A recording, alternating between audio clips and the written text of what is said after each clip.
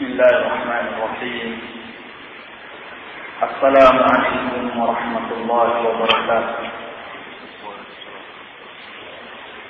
إن الحمد لله نحمده تعالى ونستعينه ونستغفره ونعوذ بالله من شرور أنفسنا وسيئات أعمالنا. من يهده الله فلا مضل له ومن يضلل فلا هادي له. أشهد أن لا إله إلا الله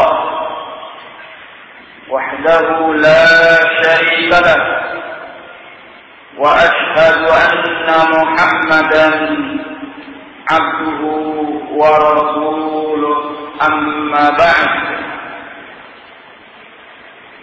فيقول ربنا تبارك وتعالى: يا أيها الذين آمنوا اتقوا الله حق تقاته ولا تموتن إلا وأنتم مسلمون. يا أيها الذين آمنوا اتقوا الله وقولوا قولا سديدا يصلح لكم أعمالكم ويغفر لكم ذنوبكم ومن يطع الله ورسوله فقد فاز فوزا عظيما. يقول نبينا عليه الصلاة والسلام: فإن أصدق الحديث كتاب الله وخير الهدي هدي محمد صلى الله عليه وعلى آله وسلم وشر الأمور محدثاتها فإن كل محدثة بدعة وكل بدعة ضلالة وكل ضلالة في النار. Ikhwani fi din, rahimani wa rahimakumullah. Kita memanjatkan segala puji dan syukur kehadirat Allah Subhanahu wa ta'ala yang telah melimpahkan kepada kita segala nikmat dan karunia-Nya. Kemudian semoga salawat dan salam tercurahkan kepada Nabi besar kita Muhammad sallallahu alaihi wasallam, kepada keluarganya, sahabatnya, dan orang-orang yang mengikuti beliau dengan baik sampai hari kemudian nanti. Dalam pertemuan ini kita melanjutkan pelajaran kitab Tauhid,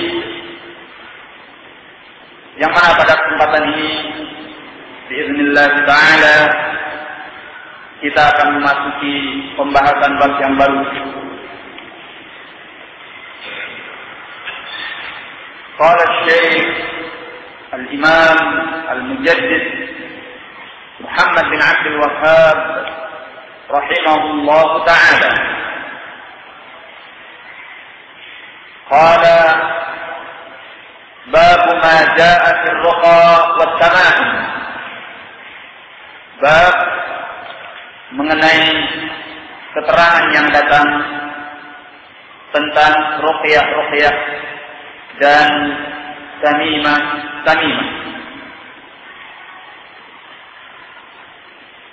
Qala fi sahih an Abi Bashir al-Ansari radhiyallahu anhu annahu kana ma'a Rasulillah sallallahu alaihi wasallam fi ba'dhi asfarih.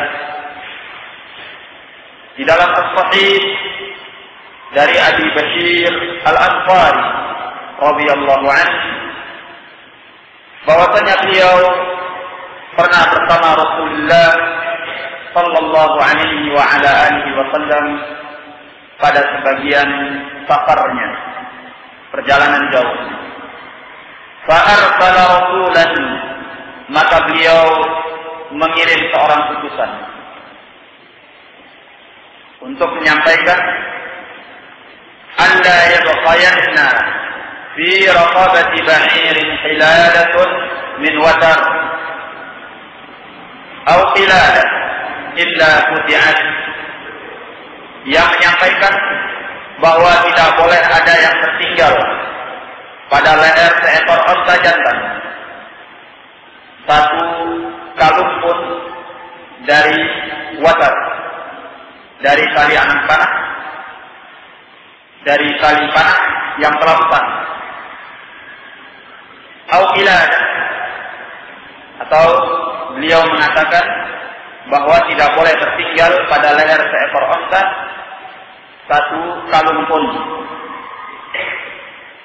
illa quti'an, melainkan harus dipotong, harus diputuskan.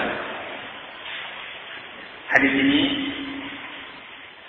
di dalam Al-Bukhari dan Muslim.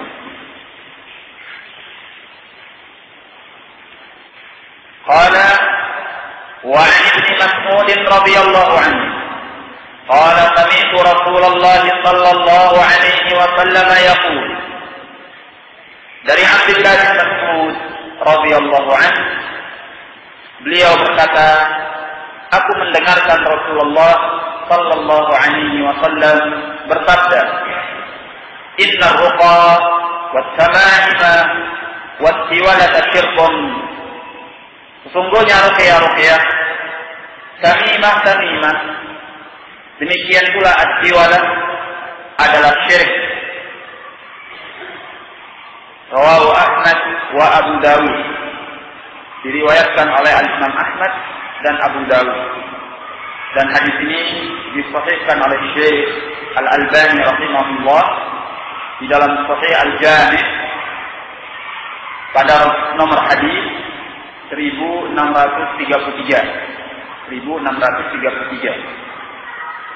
dan beliau juga mengisyaratkan kesahihannya di dalam silsilah Al-Ahadits As-Sahihah dengan nomor 331.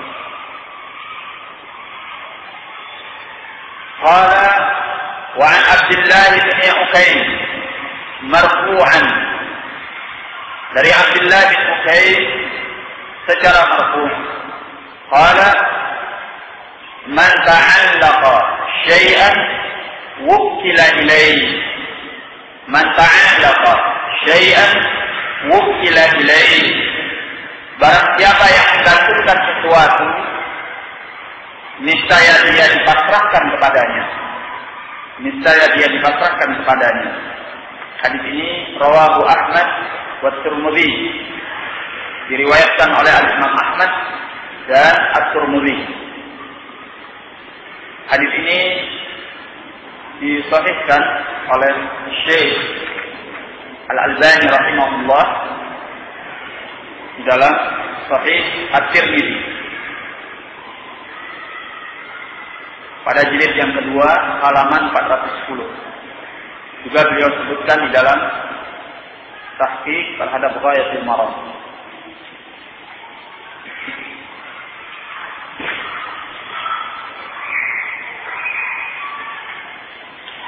Qala at-tamani, adapun pengertian at-tamani, apa itu at-tamani?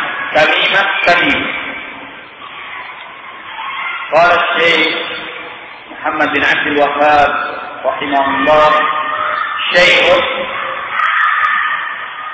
yu'allaqu 'ala al-awlad yattaquna bil 'ain. Yang dimaksud dengan tamimah adalah sesuatu yang digantungkan atas anak-anak kecil. Dahulu mereka menjaga dengannya dari penyakit al-'ain, untuk menghindarkan al-'ain. Qala lakin idza kana al-mu'allaq min al-Qur'an, namun apabila yang digantungkan itu dari Al-Qur'an, yang digantungkan pada anak kecil itu dari Al-Qur'an, faraqqa fihi ba'd as-salaf, maka sebagian as-salaf memberikan keringanan padanya, yakni membolehkan. Wa ba'dhum dan sebagian yang lain lam yurakhis fi, sebagian yang lainnya tidak memberikan keringanan padanya, yakni tidak membolehkan. Wa yaj'aluhu minal manhiyyi anhu, dan menjadikan perbuatan itu termasuk dari perkara yang dilarang. Minhum Ibnu Mas'ud radhiyallahu anhu, di antara mereka adalah Abdullah bin Mas'ud radhiyallahu anhu. Warruqa, sedangkan yang dimaksud dengan ar-ruqa, ruqyah, ia allati tusamma al-azaim. Ruqyah itulah yang dinamakan dengan al-azaim, mantra-mantra. Wa qassa min haddathihi ma qala min, dan dalil memberikan pengkhususan di antara ruqyah itu yang selain daripada syirik. Faqad rakhasa fihi Rasulullah sallallahu alaihi wasallam min al-'ain wal humah. Maka Rasulullah sallallahu alaihi wa ala alihi wasallam memberikan padanya keringanan karena terkena oleh ain atau karena terkena oleh demam yang sangat panas. Nah, maka ini diberi keringan untuk melakukan ruqyah. Wat-tiwala, sedangkan makna at-tiwala qala syai'un yasna'unahu yaz'umuna annahu yuhabbibu al-mar'ata ila zawjiha war rajula ila imra'atihi. Sedangkan at-tiwala adalah sesuatu yang mereka membuatnya, mereka menyangka bahwa sesuatu itu bisa membuat seorang wanita dicintai oleh suaminya dan seorang lelaki dicintai oleh istrinya. Ya. Ini disebut dengan at-tiwala. Dan semuanya ini sebagaimana yang telah kita baca dalam hadis adalah syirik. Inna ruqa wa tama'ima wa tiwalata syirkun. Sungguhnya ruqyah, tamimah, dan at-tiwala adalah syirik. Warawa Ahmad an Ruwaid qala li Rasulullah sallallahu alaihi wasallam. Dan Imam Ahmad meriwayatkan dari Ruwaid, beliau bersabda kepada Rasulullah sallallahu alaihi wasallam, ya Ruwaid, la'alla al-hayata taqulu bika. Wahai Ruwaid, barangkali kehidupan akan panjang pada dirimu. Maksudnya barangkali usiamu akan panjang. Fa'akhbirin nas, maka beritakan kepada manusia, anna man aqada lihiyatahu aw taqallada watara aw istanja bi raji'i dabatin aw 'azmin fa inna Muhammadan bari'un minhu. Bahwasanya barang siapa yang mengikat jenggotnya atau mengalunkan watar, yaitu mengalunkan tali panah yang sudah usang pada seekor binatang, al-istanja bi raji'i dabatin aw 'azmin, atau dia beristinja, bersuci dengan kotoran hewan yang sudah kering, atau dengan tulang, fa inna Muhammadan bari'un minhu, maka sesungguhnya Muhammad berlepas diri daripadanya. Ini adalah salah satu tanda bahwa perbuatan-perbuatan yang disebutkan minal muharramat, ya, termasuk perkara-perkara yang diharamkan. Karena Nabi sallallahu alaihi wasallam berlepas diri daripadanya. Qala wa an Sa'id bin Jubair, qala, dari Sa'id bin Jubair rahimahullah, beliau berkata, Sa'id bin Jubair adalah seorang tabi'in, murid daripada Ibn Abbas radhiyallahu ta'ala anhuma. Sa'id bin Jubair adalah min a'immatit tafsir, termasuk dari para ulama ahli tafsir dari kalangan as-tabi'in. Beliau berkata, "Man qata'a tamimatan min insan kana ka'ibli raqabah." Barang siapa yang berhasil memutuskan sebuah tamimah dari seorang insan, maka itu pahalanya laksana raqabah. Ka'ibli raqabah, seperti laksana membebaskan seorang budak. Laksana membebaskan seorang budak. Rawahu Waki', diriwayatkan oleh Waki'. Asar ini dikeluarkan oleh Ibnu Abi Syaibah di dalam Al-Musannaf. Qala wa lahu an Ibrahim qala. Dan juga dalam riwayat Waki' dari Ibrahim, biasanya An-Nakhai, Ibrahim An-Nakhai, qala, beliau berkata, "Kanu yaqra'una at-tamaniyah kullaha." Dahulu mereka, yaitu para salaf, membenci tamimah-tamimah seluruhnya, minal Qur'an wa ghairil Qur'an, baik yang diambil dari Al-Quran atau yang selain daripada Al-Quran. Nah,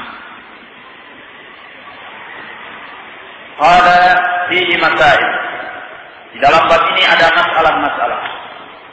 Al-ula, yang pertama, tafsirur ruqa wa tamani, penafsiran tentang ruqyah dan tamimah-tamimah. Tadi telah kita baca. As-saniyah, yang kedua, tafsirus tiwala, penafsiran tentang at-tiwala, dan telah disebutkan tadi. As-saniyah, yang ketiga, anna hadhihi as-salat kullaha min asy-syirk min ghairi istisna, bahwa ketiga perkara ini termasuk daripada perbuatan syirik tanpa pengecualian.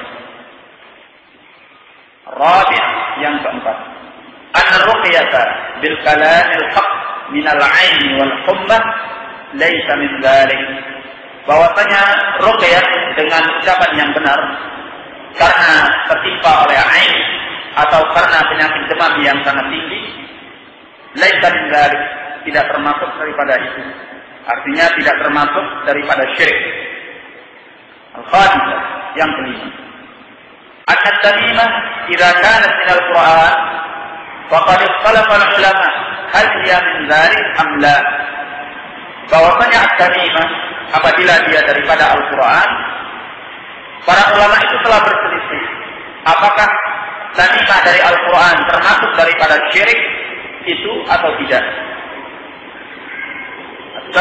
Yang keenam, anna tahqiq al-awtar 'ala ad-dawab min al-'ain min dzalik, bahwasanya menggantungkan tali anak panah yang telah usang atau tali panah yang telah usang atas hewan karena menghindarkan al-'ain termasuk daripada perbuatan syirik itu. Sabi'ah, yang ketujuh, al-wa'idu syadid 'ala man ta'allaqa wataran, ancaman yang sangat keras atas orang yang menggantungkan watar, tali panah yang telah usang, yang digantungkan pada hewan. As-saminah, yang kedelapan, fadlu thawabi man qata'a tamimatan min insani, keutamaan pahala orang yang berhasil memutuskan sebuah tamimah dari seorang insan. At-tasi'ah, yang kesembilan, anna kalam Ibrahim la yukhalifu ma taqaddama min al-ikhtilaf, bahwasanya ucapan Ibrahim, yaitu Ibrahim An-Nakhai rahimahullah, tidak menyelisih perbedaan pendapat yang telah lampau. Li'anna muradahu, karena maksud beliau ashabu Abdullah, yaitu para murid Abdullah bin Mas'ud. Jadi yang dimaksudkan mereka membenci at-tama'ih secara menyeluruh, yaitu para ashab Abdullah, murid-murid Abdullah bin Mas'ud. Nah, seperti Sa'id bin Jubair dan yang lainnya. Ikhwan fillah rahimani wa rahimakumullah. Pada kesempatan ini kita memasuki bab yang baru, bab yang sangat penting dalam bab kita di tauhid, yaitu pembahasan mengenai ar-ruqa wa samai. Beliau mengatakan di sini bab ma jaa fir-ruqa wa samai. Bab mengenai keterangan yang datang tentang ruqyah-ruqyah dan tamimah-tamimah. Tidak seperti bab yang sebelumnya. Kalau pada bab yang sebelumnya beliau rahimahullah mencantumkan di dalam judul bab bahwa perbuatan itu termasuk syirik. Ya. Apa judul bab yang sebelumnya? Bab minasyirki lafzul halqati wal qaiti wa nahwihima li raf'il bala au daf'i. Bab termasuk daripada perbuatan syirik memakai al-halqah, sesuatu yang dilingkarkan pada bagian tubuh, kemudian demikian pula memakai benang dan yang sejenis dengan keduanya untuk menghilangkan bala atau menolak al-bala. Sekali-sekali di dalam judul bab beliau menyatakan minasyirk, termasuk daripada perbuatan syirik. Tetapi di dalam bab ini beliau tidak memberi ketegasan bahwa itu termasuk daripada perbuatan syirik. Beliau hanya mengatakan bab ma jaa fir-ruqa wa samai. Bab tentang keterangan yang datang mengenai ruqyah-ruqyah dan tamimah-tamimah. Kenapa demikian ini? Dikarenakan ar-ruqa wa samai, ruqyah-ruqyah dan tamimah-tamimah tidak secara mutlak bisa kita katakan sebagai syirik. Di antara ruqyah-ruqyah itu ada yang masyru'ah, ada yang disyariatkan. Sebagaimana di antara at-tamimah, tamimah, ada yang diperselisihkan hukumnya di kalangan para ulama dan bukan syirik. Sebagian mereka membolehkan, sebagian mereka melarangnya. Oleh karena itu, beliau hanya menyatakan bab ma jaa fir-ruqa wa samai. Bab mengenai keterangan yang datang tentang ruqyah-ruqyah dan tamimah-tamimah. Nah, kemudian ikhwan fillah rahimani wa rahimakumullah, tadi telah dijelaskan apa yang dimaksud dengan ar-ruqa. Beliau mengatakan bahwa ar-ruqa allati tusamma al-'azaib. Ruqyah-ruqyah itulah yang dinamakan dengan mantra-mantra. Secara bahasa ar-ruqa adalah bentuk kata majmuk dari ar-ruqyah. Sedangkan ar-ruqyah maknanya al-qira'ah. Maknanya adalah bacaan. Ya. Makanya pada Al-Qamus disebutkan bahwa ar-ruqa adalah al-azaib, mantra-mantra, karena mantra-mantra itu adalah bacaan-bacaan. Ya. Hanya saja di antara ar-ruqa, mantra-mantra itu tadi ada yang masyru'ah, ada yang tidak disyariatkan, bahkan termasuk daripada syirik. Ya. Adapun yang disyariatkan adalah yang terlepas daripada syirik. Makanya beliau katakan di sini wa khaffa min had-dalil ma qala min asy-syirk, dan dalil mengkhususkan apa yang selain daripada syirik. Ya. Kalau tidak ada syirik di dalamnya, maka ruqyah itu diperbolehkan. Ya. Apakah itu dari Al-Quran atau dari doa yang diajarkan oleh Nabi di dalam hadis yang sahih? Ya. Di dalam Al-Quran seperti bacaan Al-Mu'awwidzatain, yang mana Nabi sallallahu alaihi wa ala alihi wasallam diruqyah oleh malaikat Jibril alaihi salam atau oleh malaikat yang datang kepada beliau dengan dibacakan Al-Mu'awwidzatain. Ya, qul a'udzu birabbil falaq dan qul a'udzu birabbin nas tatkala beliau terkena sihir. Ya. Sehingga kemudian pengaruh sihir itu hilang daripada Nabi sallallahu alaihi wasallam setelah buhulnya dikeluarkan dari sumur yang ditanam padanya buhul tersebut. Nah, ini dari Al-Quran. Demikian pula dengan ayat kursi yang diajarkan oleh syaitan kepada Abi Hurairah untuk menangkal gangguan syaitan dan dibenarkan oleh Nabi sallallahu alaihi wasallam. Ya. Maka yang seperti ini masyru'ah. Demikian pula seperti Al-Fatihah, yang mana para sahabat Nabi Shallallahu Alaihi Wasallam membacakan Al-Fatihah sebagai ruqyah kepada seorang pemuka kaum, ya, yang kemudian orang itu sembuh dari penyakitnya. Ya, pemuka kaum ini merasa seperti dia terbelenggu, ada yang mengikatnya. Ya. Setelah dibacakan kepadanya Al-Fatihah, maka dia sembuh, dan itu dibenarkan oleh Nabi Shallallahu Alaihi Wasallam. Nah, ini dari Al-Quran. Seperti Al-Fatihah, ayat kursi, Al-Mu'awwidzatain. Ya. Dan secara umum Al-Quran itu adalah ruqyah atau obat syifa, ya, yang bisa menyembuhkan. Nah, demikian pula seperti surah Al-Baqarah, ya, yang dinyatakan oleh Nabi Shallallahu Alaihi Wasallam, barang siapa yang membacakan di rumahnya surah Al-Baqarah, maka dia tidak akan diganggu oleh syaitan. Wahakala. Adapun dari sunnah adalah doa-doa yang dibacakan oleh Nabi Shallallahu Alaihi Wasallam. Seperti misalnya beliau membacakan kepada sebagian sahabat tatkala dia sakit, Allahumma rabban nas adhibil ba's anta syafi la shifaa illa shifaa'uk shifaa'un la yughadiru 'alaihi saqama. Ya. Atau doa yang diajarkan oleh Nabi Shallallahu Alaihi Wasallam kepada sebagian sahabat, yaitu untuk membaca Al-Basmalah sebanyak 3 kali. Bismillah, Bismillah, Bismillah.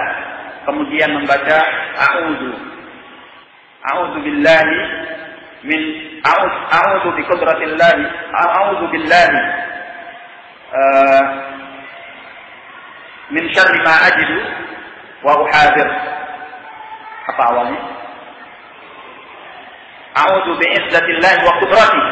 Ya, itu awalnya. A'udzu bi'izzatillahi wa qudratihi min syarri ma ajidu wa uhadir. Diajarkan oleh Nabi Shallallahu Alaihi Wasallam untuk membacanya sebanyak 7 kali setelah membaca Al-Basmalah 3 kali. Ya. Dan dia membacakannya dengan memegang bagian tubuh yang terasa sakit. Ya. Membaca Al-Basmalah 3 kali, kemudian membaca doa tadi sebanyak 7 kali. A'udzu bi'izzatillahi wa qudratihi min syarri ma ajidu wa uhadir. Ya. Nah. Dan doa-doa lainnya yang diajarkan oleh Nabi Sallallahu Alaihi Wasallam. Apakah boleh seorang membaca doa dari dirinya sendiri?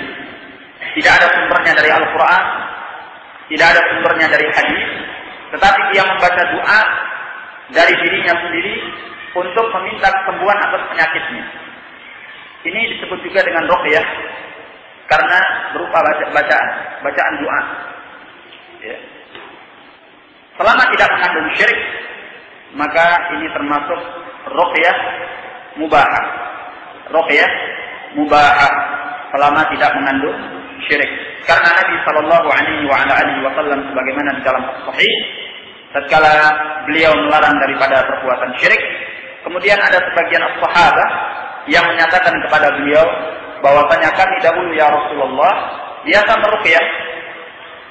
Maka Nabi Shallallahu Alaihi Wasallam meminta kepada sahabat untuk menampakkan kepada beliau apa ruqyah mereka. Ya. Kemudian beliau menyatakan la ba'sa birruqa ma lam yakun fiha syirkun. Ya.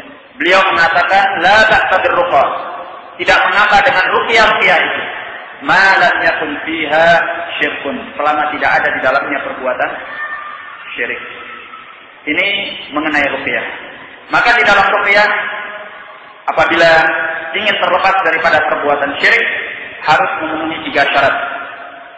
Ruqyah agar disyariatkan dan diperbolehkan harus terlepas dari 3 syarat. Syarat yang pertama,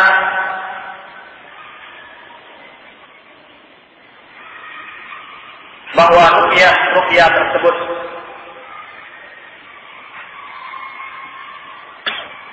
harus diyakini tidak memberi manfaat dengan sendirinya tanpa Allah Subhanahu wa taala.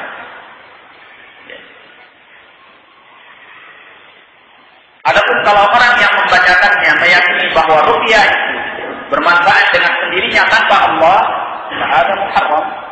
Ya.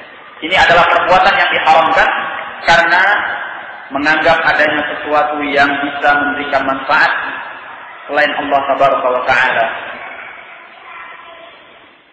Jadi orang yang meruqyah harus meyakini bahwa ruqyah itu tidaklah bermanfaat kecuali dengan seizin Allah. Dia akan mendatangkan pengaruhnya, akan mendatangkan kesembuhan apabila diizinkan oleh Allah Tabaraka wa Ta'ala. Nah, karena yang namanya ruqyah itu adalah sebab. Seperti orang berobat dengan yang lainnya. Misalnya dengan meminum pil atau dengan memijat refleksi ataupun yang lainnya. Harus diyakini bahwa itu adalah sebab. Adapun yang menyembuhkan, yang mendatangkan manfaat, Allah. Ini harus diyakini demikian. Kalau tidak demikian maka hal itu adalah muharram, bahkan bisa jadi adalah syirik. Apabila seorang yang melakukannya meyakini bahwa apa yang dia lakukan itu bekerja dengan sendirinya tanpa Allah Tabaraka wa Ta'ala. Nah, kemudian syarat yang kedua, bahwa tidak boleh di dalam bacaan ruqyah itu terkandung sesuatu yang menyelisihi syariat. Misalnya mengandung doa kepada selain Allah, atau mengandung permohonan pertolongan kepada jin, karena semua itu adalah perbuatan syirik. Dan dahulu Nabi Sallallahu Alaihi Wasallam melarang daripada ruqyah, karena mayoritas atau pada umumnya ruqyah di masa jahiliyah mengandung syirik, ya, memohon pertolongan kepada jin atau doa kepada selain Allah. Maka di awal-awal Islam Nabi Sallallahu Alaihi Wasallam melarangnya. Ya. Beliau melarangnya karena memang pada umumnya ruqyah yang ada sebelum Islam mengandung syirik. Kemudian hal yang kedua, dikarenakan ruqyah sebelum Islam itu diyakini oleh ahlul jahiliyah berpengaruh dengan sendirinya tanpa Allah Tabaraka wa Ta'ala. Maka di awal-awal Islam diharamkan dan dilarang oleh Nabi Sallallahu Alaihi Wasallam untuk menjaga ketauhidan para sahabat Nabi Sallallahu Alaihi Wasallam. Ya. Karena mereka baru saja lepas daripada pengaruh syirik. Tapi tatkala Islam itu sudah mulai kuat dan mereka sudah memahami tentang at-tauhid, beliau pun membolehkannya. Seperti hadis yang telah kita sebutkan tadi, beliau menyatakan la ba'sa bir-ruqa ma lam yakun fiha syirkun. Ya. Tidak mengapa perbuatan-perbuatan meruqyah selama di dalamnya tidak ada syirik. Kemudian syarat yang ketiga, barakallahu fikum, bahwa bacaan-bacaan yang dilafazkan atau disebutkan di dalam ruqyah itu adalah bacaan-bacaan yang mafhumah ma'lumah, harus dipahami maknanya dan diketahui maksudnya. Ya. Maka segala suatu bentuk mantra ruqyah kalau tidak dimengerti maknanya, fahuwa muharram. Ya. Kenapa muharram? Karena dikhawatirkan bahwa di dalamnya ada sesuatu yang mengarah kepada syirik, sementara yang membacanya tidak mengerti. Ya. Dan kalau kita melihat ya, ruqyah ganti-ganti mantra-mantra yang diberikan oleh para dukun, sering sekali kita mendapatkan bahwa ganti-ganti atau mantra-mantra itu bertuliskan huruf-huruf yang tidak jelas. Ya, kadang huruf-huruf Arab yang terbalik, kadang susunan nomor-nomor, kode-kode, ya, rumus-rumus. Ya. Dan bisa jadi itu adalah isyarat jin. Dan bisa jadi itu adalah rumus yang memang dibuat oleh syaitan dalam rangka untuk mengkaburkan perkara syirik yang ada di dalam ruqyah atau mantra itu.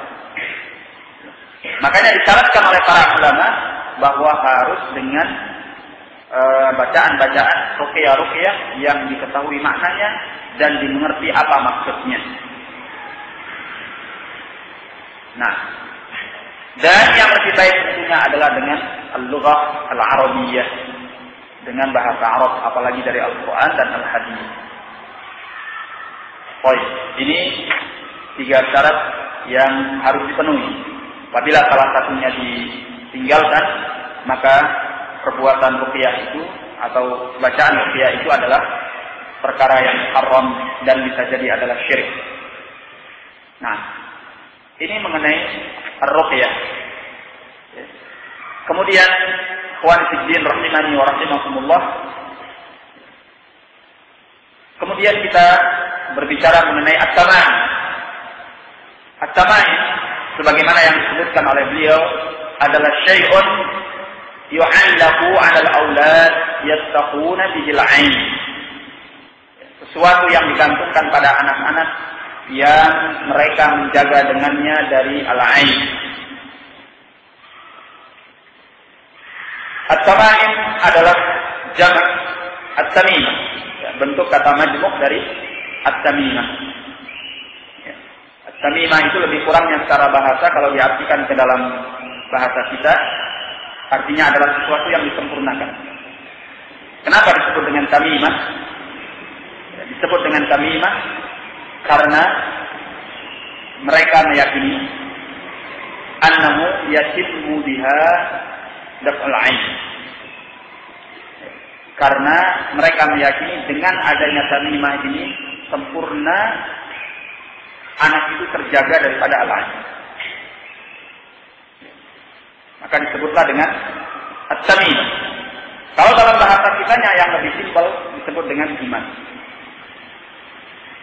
Jimat. Karena kalau kita lihat definisinya secara umum, at-tamimah adalah segala sesuatu yang digantungkan pada seseorang untuk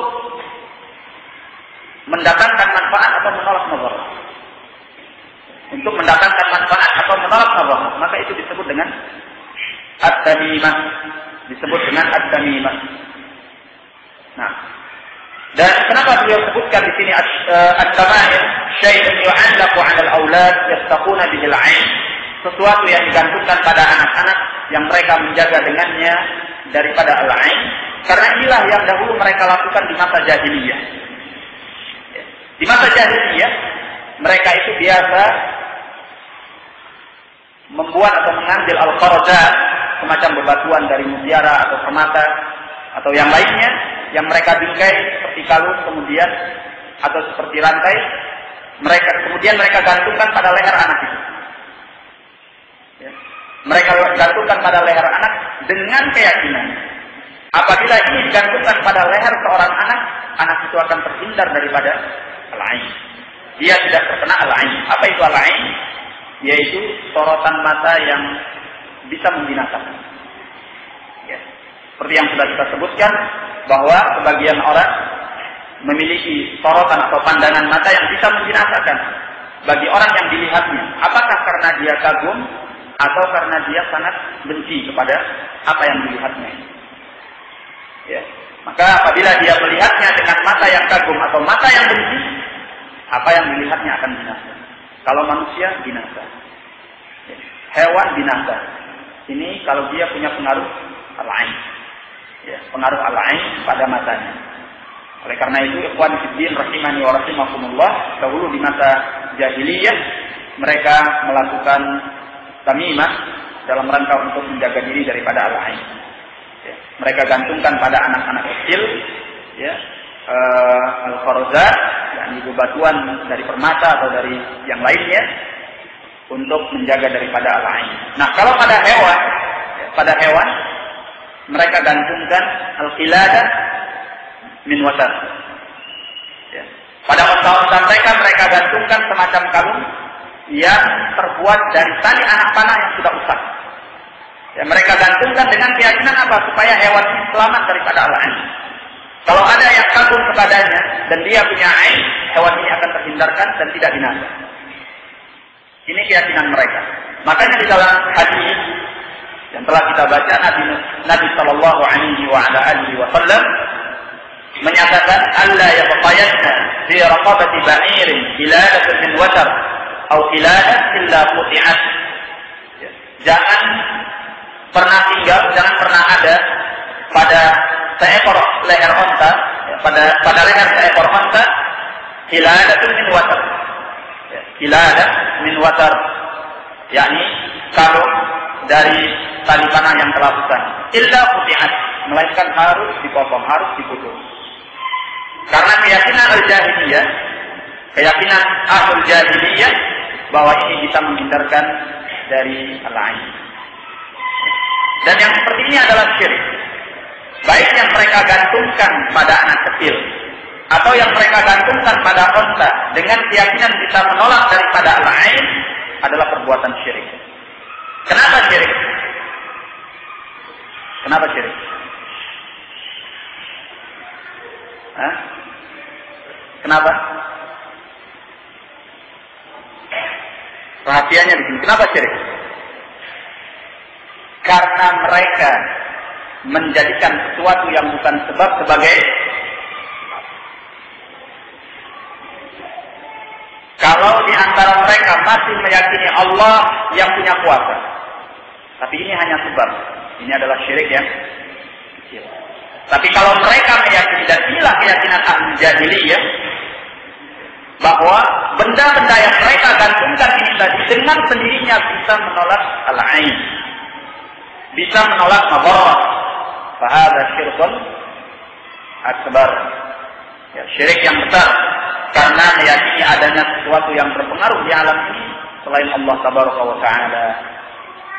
Nah, Khawatirin rahimani wa rahimakumullah, ini mengenai at-tamimah.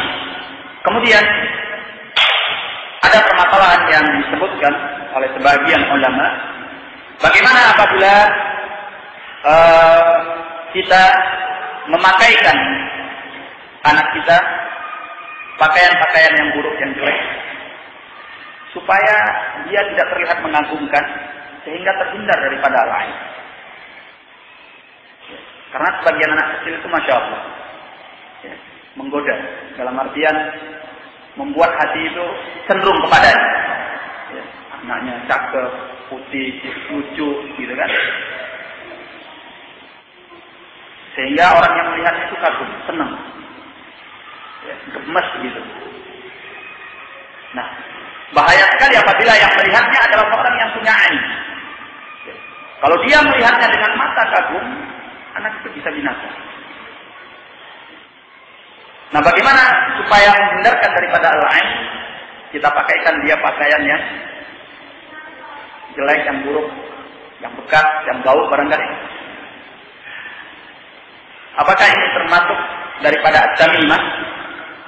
Jawabannya bahwa yang demikian ini tidak termasuk insyaallah, sebagaimana yang disebutkan oleh Syekh Muhammad bin Shalih Al-Utsaimin rahimahullah. Ya. Dan beliau membawakan athar yang disebutkan oleh Ibnu Qayyim rahimahullah di dalam Zad Al-Ma'ad, bahwasanya Utsman bin Affan memerintahkan kepada sebagian muslimin ya, untuk menghitamkan lusung titik yang ada pada anak. Jadimu an-nunah, ay sawidu, ya, hitamkan lesung titiknya.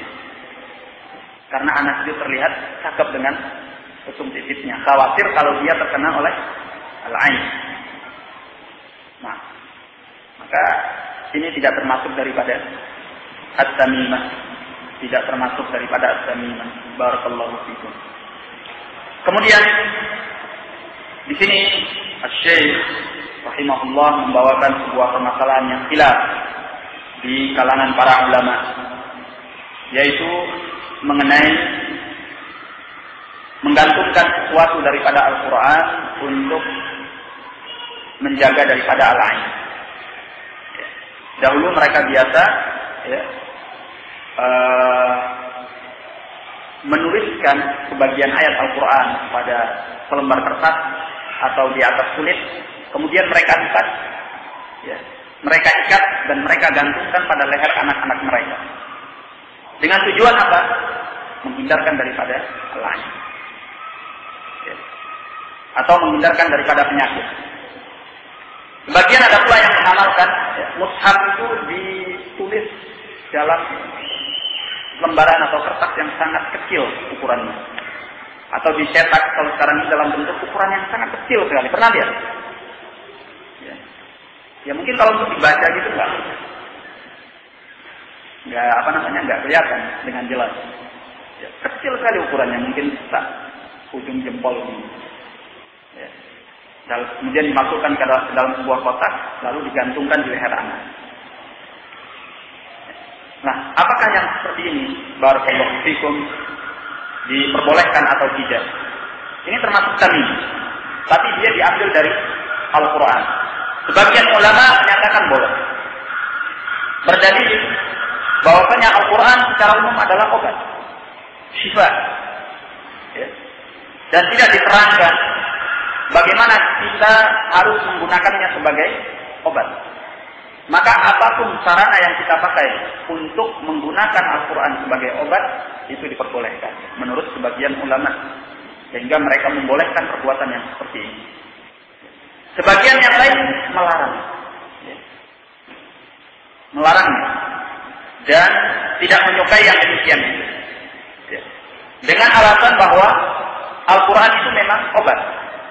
Tetapi masalah bagaimana kita menggunakan Al-Quran sebagai obat ada di dalam sunnah Nabi Sallallahu Alaihi Wasallam.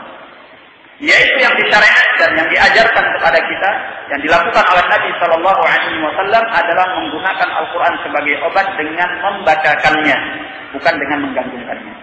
Dan ini yang lebih dekat insya Allah. Ya.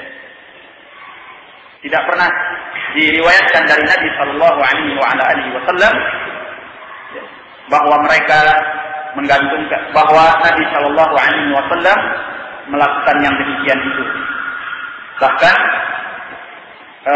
di masa Nabi Sallallahu Alaihi Wasallam orang-orang yang sakit ada, anak-anak ada, ya. Al-Quran telah diturunkan, yang kita menuliskan Al-Quran itu ada, tapi Nabi Sallallahu Alaihi Wasallam tidak melakukan yang demikian.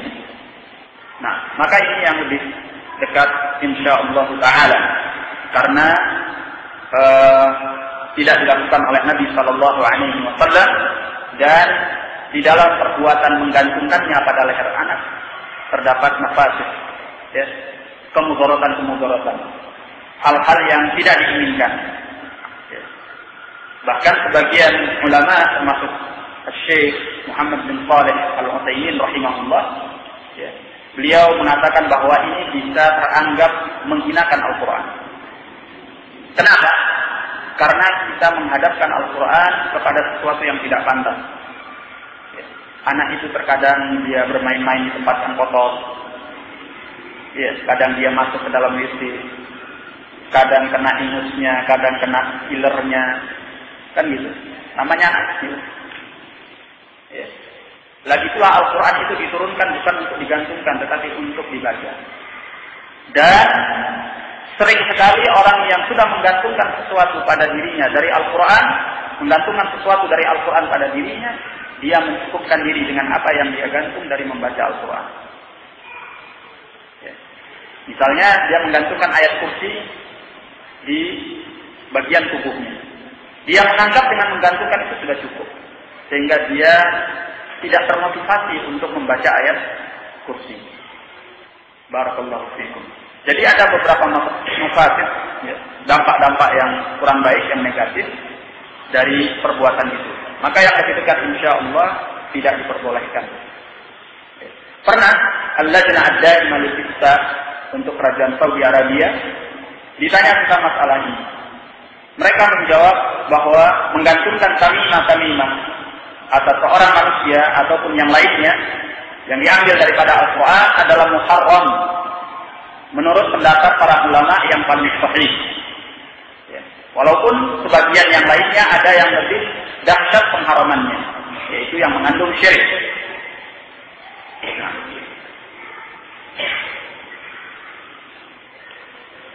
Ini lebih kurangnya fatwa dari Al-Lajnah Ad-Daimah. Ikhwan fillah rahimani wa rahimakumullah.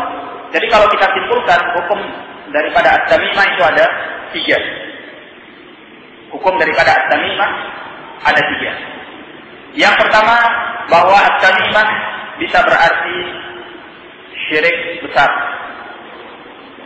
Kapan bermakna sebagai syirik besar? Apabila dia menggantungkan sesuatu.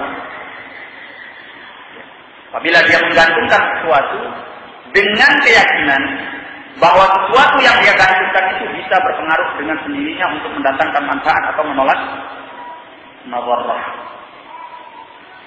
Ini adalah syirik besar. Apa saja yang digantungkan itu? Apa saja bentuknya? Apakah itu nanti bentuknya adalah sesuatu yang diambil dari tali panah yang sudah usang, yang digantungkan pada hewan, ya, atau sebagian orang ya, menggantungkan sendal bekas. Ya, ada yang menggantungkan sendal bekas pada hewannya untuk terhindar dari madarrah. Ya. Ada pula yang menggantungkan tanduk. Ya. Ada yang menggantungkan barang-barang lainnya. Ya. Apakah yang digantungkan itu bentuknya besi, tali, atau sendal, atau apa saja? Kalau niatnya ini, maka dia termasuk tamimah yang syirik besar. Ya. Dan demikian pula, apakah digantungkan pada anak kecil atau pada orang dewasa, apakah pada lelaki atau pada wanita, atau pada manusia atau yang selain manusia seperti di rumah. Ya, sebagian orang menggantungkan sesuatu di depan rumahnya supaya rumahnya tidak diganggu oleh jin misalnya. Ya. Dia menggantungkan sesuatu di depan rumahnya, sesuatu dari jampi-jampi atau mantra-mantra yang dia ambil dari dukun atau apapun itu. Walaupun tidak datangnya dari dukun, kalau dia meyakini bahwa apa yang dia gantungkan itu bisa menolak madarrah atau mendatangkan manfaat, sehingga rumahnya sering dikunjungi oleh tamu dan tamunya membawa berkah, ya, karena dia menggantungkan itu tadi, maka ini adalah syirik. Atau mungkin pada mobil, ya, sebagian orang gantungkan apa itu? Tasbih. Tasbih. Walaupun yang digantungkan itu tasbih, kalau niatnya bahwa dengan menggantungkan itu maka dia akan mendapatkan manfaat atau menolak madarrah, maka ini adalah syirik. Kalau dia meyakini bahwa benda itu dengan sendirinya yang akan mendatangkan madarrah atau yang akan menolak madarrah atau mendatangkan manfaat, syirkun akbar. Maka perbuatan ini adalah syirik yang besar.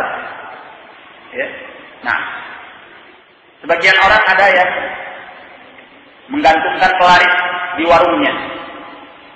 Ya. Ini juga sama. Ini termasuk daripada at-tamimah. Ya, termasuk daripada at-tamimah. Nah, barakallahu fikum. Ala kulli hal akan bisa menjadi syirik besar dengan keyakinan yang demikian. Dan akan menjadi syirik yang kecil. Ini hukum yang kedua. Apabila dia meyakini bahwa benda yang digantungkan itu adalah sebab, sedangkan yang kuasa adalah Allah, maka dia telah menjadikan sebab yang bukan sebab. Ini adalah syirik yang kecil. Dan yang ketiga adalah menggantungkan sesuatu daripada Al-Quran. Ya. Kalau tadi itu pembahasannya pada yang selain Al-Quran, bisa syirik besar, bisa syirik kecil. Ya. Nah, yang ketiga, kalau yang digantungkan itu sesuatu daripada Al-Quran, ya, maka yang paling dekat hukumnya bahwa yang demikian itu adalah dilarang. Ya. Yang demikian itu adalah dilarang. Nah, bahkan Syekh Muhammad bin Abdul Wahhab Al-Wusadi, ya, Syekh Muhammad bin Abdul Wahhab Al-Wusadi hafizahullah, itu menganggapnya sebagai bid'ah karena tidak ada contohannya dari Nabi sallallahu alaihi wasallam. Jadi inilah hukumnya. Nah, barakallahu fikum. Kemudian yang terakhir yaitu at-tiwalah. Dan at-tiwalah disebutkan adalah sesuatu yang membuat seorang istri dicintai oleh suaminya atau suami dicintai oleh istrinya. Kalau dalam masyarakat kita apa disebutnya? Pengasihan atau guna-guna. Ya, guna-guna. Orang yang diguna-guna itu kabur sudah matanya. Wanita yang jelek tampak cantik, laki-laki yang jelek tampak tampan biasanya. Ya. Jadi yang namanya tiwalah ini adalah menggantungkan atau sesuatu yang mereka buat ya, untuk membuat lawan atau pasangan menjadi lebih cinta, lebih sayang padanya. Apakah itu laki ataupun perempuan. Ya. Ini juga dilakukan oleh Al-Jahili. Mereka disebut di dalam hadis dengan nama at-tiwalah. Maka semua bentuk yang seperti ini adalah haram, kecuali yang diajarkan di dalam syariat. Kita ingin membuat istri kita lebih cinta kepada kita, atau sang istri ingin membuat suaminya lebih cinta kepadanya, ya, jalankan apa yang diajarkan di dalam syariat. Ya. Kalau wanita menunaikan hak-haknya dan kewajiban-kewajibannya, ya. Disebutkan di dalam hadis bahwa wanita itu yang baik, wanita yang salihah itu adalah apabila engkau melihatnya akan membuatmu gembira. Apabila engkau memerintahnya, dia akan taat kepadamu. Kalau engkau pergi, dia akan menjaga kehormatannya dan hartamu. Ya, sama kan? Insya Allah suamimu tambah sayang kepadamu. Ya, sampai lupa ta'adud, insya Allah. Ya. Demikian pula ya suami, supaya dicintai oleh istrinya, tidak sebentar-sebentar minta cerai. Jadi suami yang baik, yang menunaikan tanggung jawab, yang perhatian kepada keluarga, yang mendengarkan keluhan mereka, memenuhi kebutuhan mereka, ya, menjadi pasangan yang baik, yang disyariatkan. Barakallahu fikum. Ala kulli hal, ada satu pembahasan yang cukup menarik dalam hal ini sebagai penutup dari pembicaraan kita, yaitu mengenai adablah, atau dalam bahasa kita adalah cincin kawin. Ya, cincin kawin. Apa hukumnya? Apakah ini termasuk daripada tiwalah atau tidak? Karena banyak dari kalangan manusia yang menganggap bahwa cincin kawin itu adalah lambang cinta. Sehingga kalau cincin kawinnya dilepas atau tidak ada pada jari manis pasangannya, dia sangat sedih dan merasa seolah tanda-tanda bahwa dia tidak lagi sayang sama aku, ya, bahwa tidak ada lagi cinta di antara mereka, gitu. Ya, apa hukumnya ini? Ya. Syekh Muhammad bin Shalih Al-Utsaimin rahimahullah menyebutkan hukumnya secara rinci. Ya. Kalau di dalam memakainya, ya, sang pemakai, baik itu laki ataupun wanita, meyakini bahwa itu adalah bentuk sesuatu yang membuat pasangannya akan lebih cinta kepadanya. Sehingga kalau dilepas berarti dia sudah tidak cinta. Ini si naum min syirik. Ada jenis daripada nilai syirik di dalamnya. Karena dia meletakkan masalah cinta itu pada sesuatu yang selain Allah. Mirip dengan at-tiwal. Baik.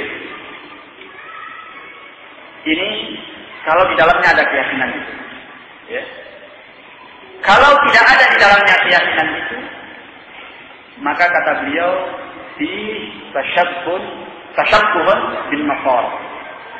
Tashabbuhun bin Nasara, ya, sikap menyerupai orang-orang Nasrani itu bukan datangnya dari Islam, tukaran cincin kawin. Ya, tidak ada dalam Islam yang seperti itu. Ya. Ada tidak adanya cincin itu sama saja. Ya. Suami tetap sayang sama istrinya, istri tetap sayang sama suaminya.